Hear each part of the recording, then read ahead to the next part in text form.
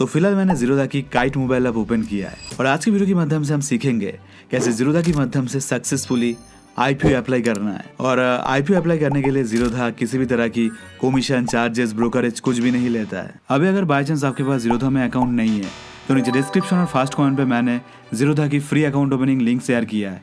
उस लिंक के माध्यम से आप खुद की फ्री अकाउंट ओपन कर सकते हो ज़ीरोधा में। यहाँ पे एकदम नीचे देखिए बिट्स नाम से एक ऑप्शन है, इसके ऊपर क्लिक कीजिए। देन यहाँ पे मेक श्योर कीजिए कि आईपीओ सिलेक्टेड है। फिलहाल हम है ऑनगोइंग पेज में, तो यहाँ पे जितना भी ऑनगोइंग यानी करंट आईपीओ है उसकी एक लिस्ट मिलेगा। अगर आप अप्लाइड में जाते हो देन जो भी आईपीओ को आपने अप्लाई किया है उसकी लिस्ट, उसकी समरी आपको मिलेगा। एंड अपकमिंग सेक्शन पे अगर आप जाते हो तो आगे जाके जो भी आईपीओ आने वाले उसके बारे में जानकारी मिलेगा। फिलहाल मैंने क्लिक किया ऑनगोइंग के ऊपर, तो यहाँ पे काफ़ी सारे आईपीओज़ की लिस्ट है। इनमें से कुछ मेन बोर्ड आईपीओज़ यानी कि बड़े कंपनीज के आईपीओज़ है और कुछ एसएमई आईपीओज़ भी है यानी कि स्मॉल छोटे छोटे कंपनीज की आईपीओ। आप चाहे तो यहाँ पे क्लिक करके इन्हें फिल्टर भी कर सकते हो कि आपको केवल बड़े कंपनी मेन बोर्ड कंपनीज की आईपीओ ही देखना है तो यहाँ से मेन बोर्ड चूज़ कीजिए, तो आपको केवल मेन बोर्ड आईपीओज़ की लिस्ट ही मिलेगा। जैसे कि फिलहाल 3 मेन बोर्ड आईपीओज़ चल रहा है और तीनों आईपीओ को अप्लाई करने के अंतिम दिन है 12 सितंबर। तो अभी आप जो भी आईपीओ को अप्लाई करना चाहते हो उस आईपीओ के ऊपर क्लिक कीजिए। फॉर एग्जांपल डेमो पर्पस मैंने इस आईपीओ के ऊपर क्लिक किया। साथ ही साथ यहाँ पे देखिए इन्वेस्टर टाइप सिलेक्ट करने के लिए आपको कहेगा इंडिविजुअल इन्वेस्टर या फिर एम्प्लॉय। इंडिविजुअल इन्वेस्टर यानी कि आप और हम, और एम्प्लॉय यानी कि अगर कोई बंदा इस कंपनी में काम करता है और इस आईपीओ में अप्लाई करना चाहते तो उन्हें एम्प्लॉय सिलेक्ट करना होगा। इसके अलावा कुछ केसेस में एग्जिस्टिंग शेयर होल्डर का ऑप्शन भी मिलता है। जैसे कि इस आईपीओ के केस में आप देख सकते हो एग्जिस्टिंग शेयर होल्डर का ऑप्शन है। जिस भी कंपनी की आईपीओ आया है अगर आपके पास उस कंपनी की पेरेंट कंपनी की कोई भी स्टॉक शेयर है उस केस में you can apply the IPO using the existing shareholder quota. तो फिर से मैं पहला वाला आईपीओ को ओपन कर लेता हूँ। नॉर्मली 99.99% केसेस में हम इंडिविजुअल इन्वेस्टर इस कैटेगरी के माध्यम से ही हम आईपीओ को अप्लाई करेंगे, तो मैंने भी इस कैटेगरी को चूज़ किया। देन थोड़ा सा अगर आप नीचे स्क्रॉल करोगे देन उस आईपीओ की कंप्लीट जानकारी आपको देखने को मिलेगा। जैसे कि यहाँ पे दिया गया इस आईपीओ को अप्लाई करने के लिए मिनिमम कितना क्वांटिटी है और आईपीओ की प्राइस बैंड क्या है, उसकी प्राइस बैंड की रेंज क्या है वो यहाँ पे दिया गया है। और आईपीओ अप्लाई करने की टाइमलाइन क्या है, जैसे कि 10 तारीख से 12 सितंबर तक इस आईपीओ को आपको अप्लाई करना होगा। इस केस में आप जो भी आईपीओ को ओपन करोगे उसके उधर भी आपको ऐसे ही डेट देखने को मिलेगा। इसके अलावा आईपीओ की टोटल इशू साइज दिया गया है, लॉट साइज है और कंपनी के बारे में कंप्लीट जानकारी यहाँ पे दिया गया है। यहाँ पे कंपनी की कंप्लीट एनालिसिस है, कंपनी की प्रॉफिट एंड लॉस सब कुछ इस सिंगल पेज के अंदर इस आईपीओ की, इस कंपनी की कंप्लीट एक एनालिसिस या फिर इंफॉर्मेशन दिया गया है। तो इसे आप एक बार चेक कर लेना आईपीओ अप्लाई करने से पहले। तो फिलहाल के लिए मैंने यहाँ पे क्लिक किया अप्लाई के ऊपर। देन यहाँ पे अपना यूपीआई आईडी को सही से डालिए। फोन पे, गूगल पे, पेटीएम या फिर जो भी यूपीआई ऐप आप इस्तेमाल करते हो उसकी यूपीआई आईडी आपको यहाँ पे सही से डालना है।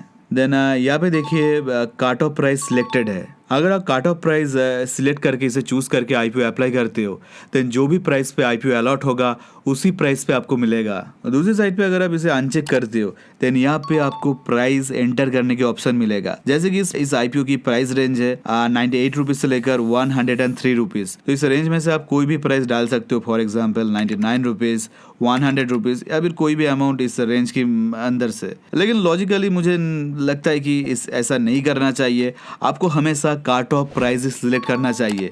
मान लो आपने 99 रुपीज़ यहाँ पे एंटर किया और आईपीओ अलॉट होता है 100 रुपीज़ पे, तो उस केस में आपको आईपीओ मिलेगा ही नहीं। इसीलिए लॉजिकल चॉइस है काट ऑफ प्राइस सिलेक्ट करना। जो भी प्राइस पे आईपीओ अलॉट होगा उसी प्राइस पे आपकी एप्लीकेशन को कंसिडर किया जाएगा। देन यहाँ पे देखिए एक लॉट यानी कि 145 क्वांटिटी आप पहले से ही फिलअप है। आपके केस में भी ऐसा ही रहेगा। एक लॉट में जितना भी क्वांटिटी होगा वो यहाँ पे ऑटो फिल रहेगा। आप चाहे तो एक से ज़्यादा lot, 2 lot, 3 lot, 4 lot apply कर सकते हो।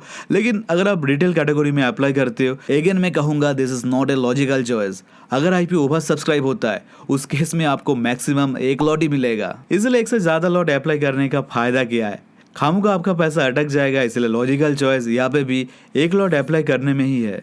तो इतना तक हमने समझ लिया। अभी आईपीओ अप्लाई करने के लिए इसे यहाँ से पकड़ के इसे स्वाइप करके इस एप्लीकेशन को सबमिट कीजिए।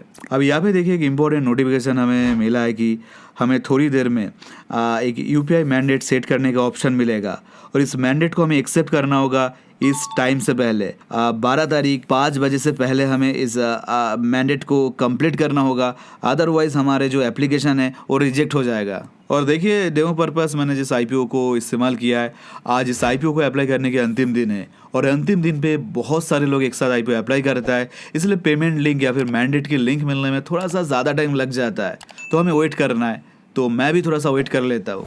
अभी टाइम हो चुका लगभग 3:26 के आसपास और फिलहाल मुझे मैंडेट सेट करने की, पेमेंट करने की ऑप्शन मिल चुका है। तो अगर मैं यहाँ पे इस नोटिफिकेशन के ऊपर क्लिक करता हूँ, देन ऐसा एक पेज आपके सामने आएगा। यहाँ पे एक्सेप्ट बटन के ऊपर क्लिक कीजिए, देन अगले पेज पे यहाँ पे नीचे क्लिक कीजिए सेटअप ऑटोपे के ऊपर। देन यहाँ पे अपना यूपीआई की पिन डाल के सबमिट कीजिए एंड डन, मैंडेट सेटअप हो चुका है। On the other hand notification मिलने के बाद अगर आप अपना यूपीआई ऐप एग्जाम्पल के लिए अगर आप फ़ोन पे ओपन करते हो, देन सिमिलर तरह से ऐसे ही पेमेंट करने की एक इंटरफेस आएगा। यहाँ पे सेटअप ऑटो पे के ऊपर क्लिक करना है, देन बाकी प्रोसेस सेम है पेमेंट करने की। इसके अलावा यू कैन चेक फ़ोन पे की नोटिफिकेशन सेक्शन या फिर दूसरी यूपीआई ऐप की नोटिफिकेशन सेक्शन, उधर से भी आपको पेमेंट का लिंक मिल सकता है। अभी अगर हम जीरोधा में अप्लाइड सेक्शन पे जाते हैं, देन आप देख सकते हो इस आईपीओ को मैंने अप्लाई किया और रिफ्रेश करने पे आप देख सकते हो यहाँ पे एप्लीकेशन सबमिटेड भी हो चुका है। और अभी अगर हम इस एप्लीकेशन को ओपन करते हैं, देन इस एप्लीकेशन के बारे में सारे जानकारी है और एकदम नीचे अगर हम आते हैं, देन यहाँ पे है आईपीओ की स्टेटस।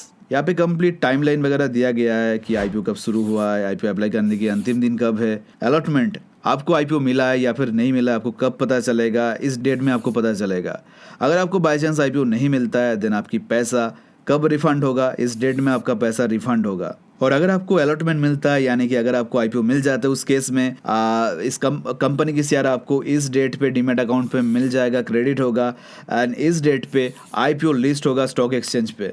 अगर कभी कोई प्रॉब्लम आता है, देन अलॉटमेंट डेट या फिर लिस्टिंग डेट या फिर जो डेट है वो 1-2 दिन इधर उधर ऊपर नीचे जा सकता है। तो ये था प्रोसेस जीरोधा के माध्यम से आईपीओ अप्लाई करने की। जीरोधा के अलग अलग फीचर सुविधा के ऊपर अगर आप वीडियो पाना चाहते हैं, देन अभी के अभी इस चैनल को सब्सक्राइब करके बेल आइकन को ऑन कीजिए। इसके अलावा फिलहाल आप चाहे तो लेफ्ट साइड पे दिया गया वीडियो देख सकते हैं, जहाँ पे हमने डिस्कस किया है फिलहाल के हिसाब से भारत की best of best stock broker कौन सी है।